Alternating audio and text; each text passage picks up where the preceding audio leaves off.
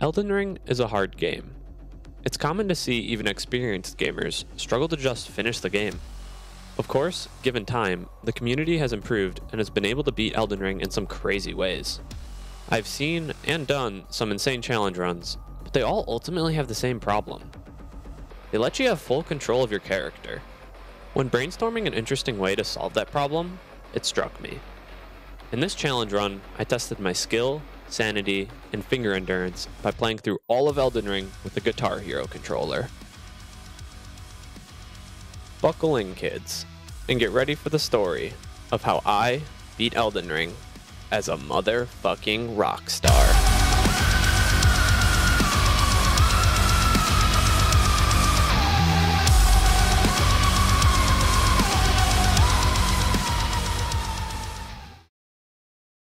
Before we dive right into the action, let's first lay out the rules. Obviously, I was only allowed to control my character using a Guitar Hero controller. Now, it was impossible to bind enough buttons for full menuing, so I did need to use my mouse and keyboard to use the menu and map. If this invalidates the run for you, I won't argue, it is what it is. Anyway, I added a couple other rules to keep the run interesting. I didn't use Spirit Ashes because I think they're not that exciting. I also didn't use any Ashes of War, mostly because it was a very tricky button combo to actually press. Also, I didn't use any magic or ranged weapons. I wanted to keep it as close to a classic Souls experience as possible. Finally, I didn't farm levels. Elden Ring can be very trivial if you're a way higher level than what's expected. I was actually consistently anywhere between 10 to 50 levels under the recommended level for all of the bosses. Oh, and I banned any glitches or speedrunning tech, of course. Okay, those are the rules. Let's talk about the guitar now. If you just want to see me die over and over again, and don't care about how I set up the guitar buttons and bindings and such, skip to this timestamp. Alright, now that it's just us nerds, here's how I made it work. Kinda. Unfortunately, my guitar was pretty bare bones and didn't have many extra buttons. Although you might have noticed there's a little joystick, but it was impossible to program properly. Elden Ring kept on reading it as both Xbox controller joysticks simultaneously, so it was essentially unusable. What I had to work with was the 5 frets, strum bar, whammy, start, and select. I used the strum bar as a sort of modifier button. Up was bound to Alt and down to Shift. This was so I could put Q, W, E, R, and T on my frets and have access to Shift Q through Shift T and Alt Q through Alt T by using the strum bar. The most used buttons were forward on green, left on red, sprint/roll on yellow, light attack on blue, and right on orange. Right now you can see all of my bindings. A single asterisk means I have to hold up while pressing that button, and a double asterisk means hold down and press. You might have noticed that there are no binds for camera control. Well, you'd almost be right. The only way I had to control my camera was with the lock-on button. If you didn't know, when there's not an enemy in your line of sight and range, pressing the lock-on button just centers your camera. Yeah, I didn't have the freedom to look around left, right, up, or down, and if there was an enemy in my line of sight, all I could do was lock onto them and pray. This was the best setup I could find, given the buttons I had access to. I tried several different layouts, but this did feel the best to me. If you see some magical button layout that I completely overlooked, let me know in the comments. I'm sure this wasn't optimal, but I made it work. Okay, I swear that's all the nerd shit we have to talk about. Thank you for powering through it with me. Let's get into the action. Once I had all my bindings figured out, I booted Elden Ring. Chat and I tried to make the character as rockstar looking as possible, and settled on Ronald Rockstar as the name. And thus, our guitar hero was born. As expected, it felt very clunky to start. I saw my life flash before my eyes in an intense battle against Soldier of Godric, and Ronald's journey truly began. About 30 seconds into Limgrave, I died to several knights, then decided I wanted to get Margit's shackles, although I didn't end up using them. Did you know Patches calls you a rotten thief when he kills you? No? Really? I'm not surprised, since I bet I'm the first damn human being to actually die to this boss. And as a matter of fact, I died a lot to Patches. After 15 deaths, I was finally able to spare patches, completely wasting my time because I forgot to buy the shackles. But it was a good experience nonetheless. I died 20 more times to the boss that drops Bloodhound's Fang, and secured the weapon that I plan on using for this run. Up next on my prep list was getting some more runes and smithing stones in Caelid, meaning I had to do Celia.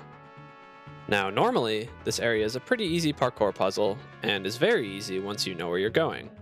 But this was not normally. I died nearly 50 times.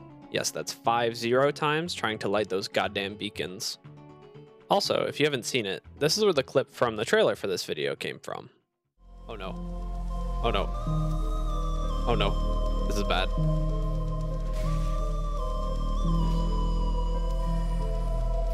Okay, well, I need to somehow pick up my runes without dying.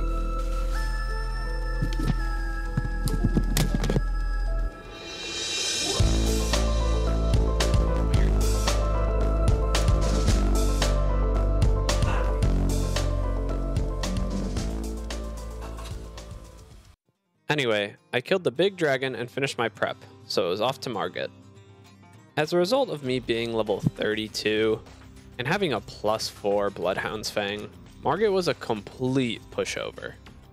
Although I did roll off the cliff on my first attempt, I easily took him down on attempt 2.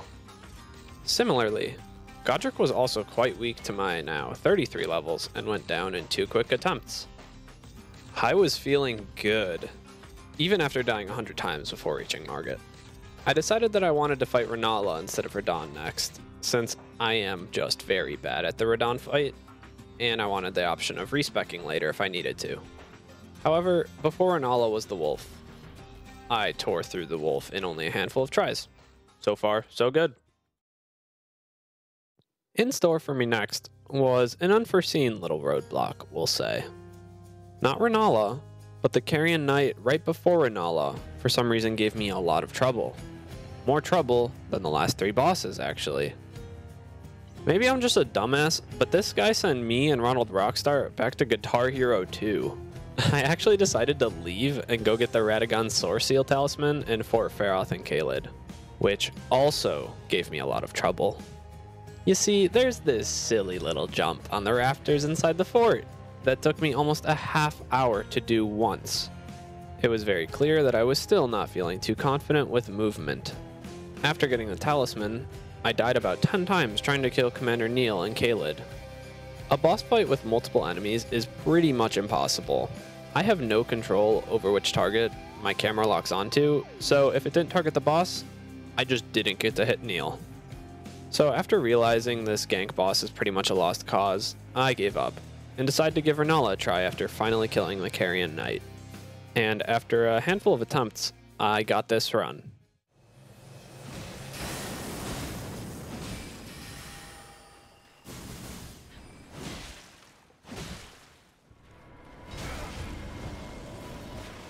Can you please not, game?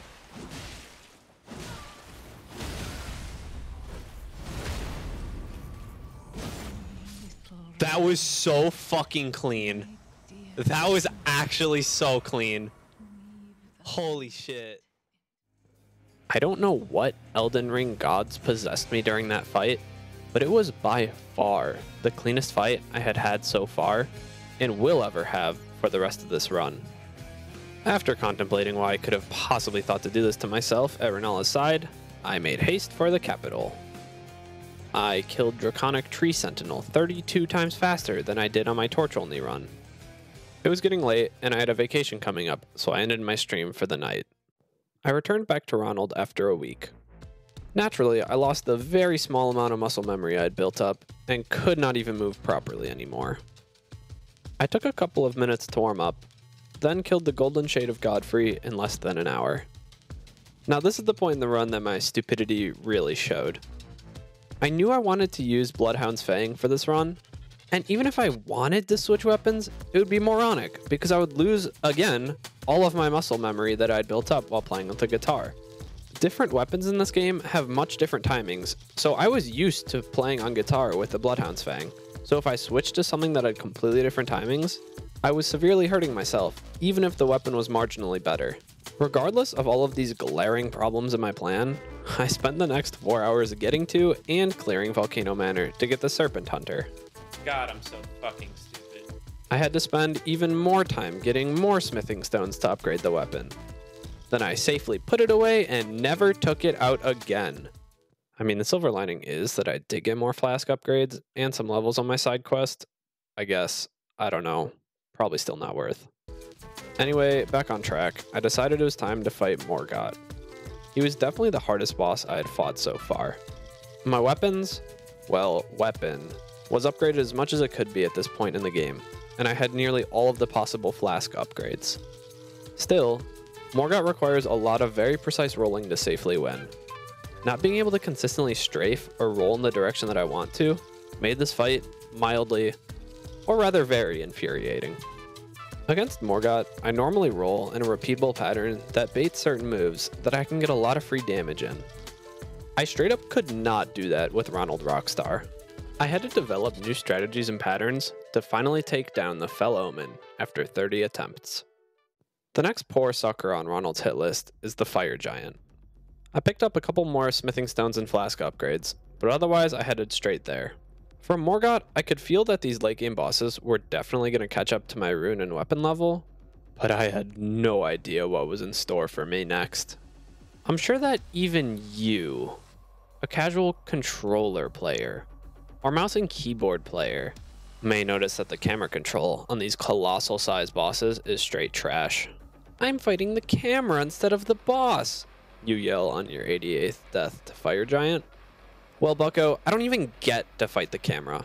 I just have to accept whatever Big Daddy FromSoft is cooking up for me in that moment. Staring straight into the ground? Cool. All of a sudden, I feel like I need to look into the stratosphere? Thanks, FromSoft. Oh yeah, also this cursed shit happened. What is going on? Why is there so much fire? What? That can't be right! Why? Half of the level is turned into hell! No! Oh my god! What is this hellscape? Wait, is it real? It's real! What the fuck was that? Holy shit, that was insane. Nah, but in all seriousness, this fight was purely against the camera. Once I learned how to dodge Fire Giant's attacks auditorily, it wasn't too bad. After 19 attempts, I finally defeated the camera in Eastern Mountaintop of the Giants.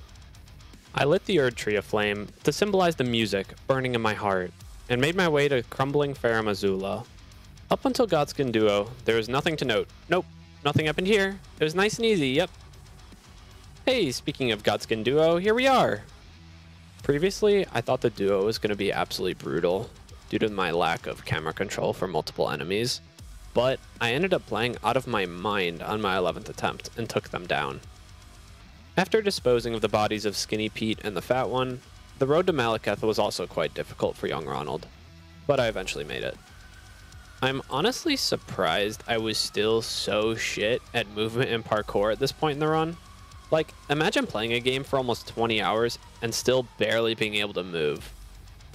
Actually, I'm using a goddamn Guitar Hero controller for a Souls-like. I can't be that surprised. Parkour aside, it was Malekith time. I'd like to blame my inability to kill him on the fact that I fought him over the span of 2 streams, when I usually like to kill a boss in 1 sitting. But we both know that's copium. It took me several hours to kill Malekith, and to be honest, it kind of felt like a fluke. You know how sometimes you kill a boss and you sit there like, I can't believe that worked. I did not deserve that. Yeah, it was one of those, but hey, I'm not complaining. After we coveted Dust and Death from my dad's favorite FromSoft boss, we're on to the end game, baby. All that's left now is to kill a couple of bosses, and I can finally throw away this hunk of shitty plastic, become Elden Lord. Gideon, Godfrey, Radagon, and Elden Beast make up Ronald's final gauntlet. Gideon is first. The good news is he's generally a pushover though, so there's not much to talk about here. Oh, except for the fact that he killed me 13 times somehow. I think I was trying to run around and dodge his magic too much, especially considering I couldn't run around and dodge his magic. Once I had this incredible epiphany, I ran straight at him and hit him dead. It's worth noting at this point that once I kill Commander Nile to get the Veteran's Armor, I am as maxed gear-wise as I'm gonna get. Sure, I'm missing a couple flask upgrades, but I have the talismans, armor, physic, and max level weapon that I want. It's do or die for Ronald Rockstar. I just want to say here that I absolutely love the Godfrey/Horaloo fight. Probably my favorite fight in the whole game. It feels like an old-fashioned brawl without the fancy magic and shit. That being said, this fight was not easy. It was incredibly difficult to roll out of the range of his earthquake attack since I could really only roll in one or two directions consistently. I ended up just getting good enough to time it while being in the center, which was horrifying at low health. In the Horaloo phase, I had to roll straight into him and just pray he didn't grab me. The fight was still incredible, and I cherished every moment, my sweet Elden Prince. Sadly, all good things must come to an end, as I 1-2'd Horaloo in 24 bittersweet attempts. Finally, Ronald's last challengers. The current Elden Lord, and literally God. Will these foes pose a challenge to our protagonist? Only time will tell. A lot of time, actually. This fight took me the longest out of any fight by far. I don't know if this is a hot take, but I think the Radagon fight is unironically very hard. I always get caught by his really fast attacks, like his foot, and still somehow struggle to roll the long wind-up ones. To make matters worse, it was nearly impossible for me to fully dodge the triple ground pound attack since positioning is crucial on that one. Not being able to strafe meant I got hit by his damn foot way too many times, and if I got stuck in the middle of a lightning bolt, I was essentially just dead. All I had left to do was put my fingers on the frets and grind it out.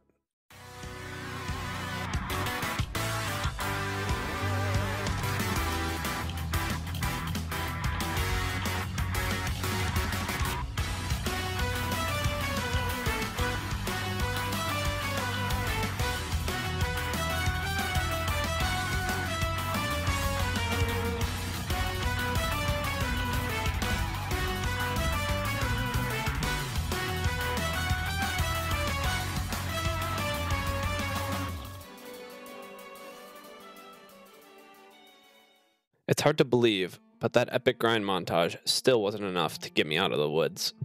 Even after killing Elden Beast, I still didn't feel too comfortable with this fight. Sometimes I got through it with 11 flasks, sometimes like 1 or 2. Though regardless of how many flasks I had left, Elden Beast felt like a dice roll. The camera control was literal hell. It was somehow worse than Fire Giant, a feat I thought was impossible. Elden Stars was a death sentence, the jumping attack was horribly difficult, and some attacks, like the Supernova, I just could not pan my camera upwards to see. I dealt great damage, but I had to get a run that didn't get cheesed while I didn't make any mistakes. It began to feel like a lost cause. Could I really keep forcing myself to battle against what felt like pure RNG? Would I get Carpal Tunnel before Elden Beast fell? Is this really where the tale of Ronald Rockstar ends? No. No, I won't stand for that. I've come this far to prove that I can shred my way to the Elden Throne. No mere space jellyfish will stop my conquest. Ronald and I will press on. After an 8.5-hour stream and 77 attempts, I had finally done it. I beat Elden Ring using only a Guitar Hero controller.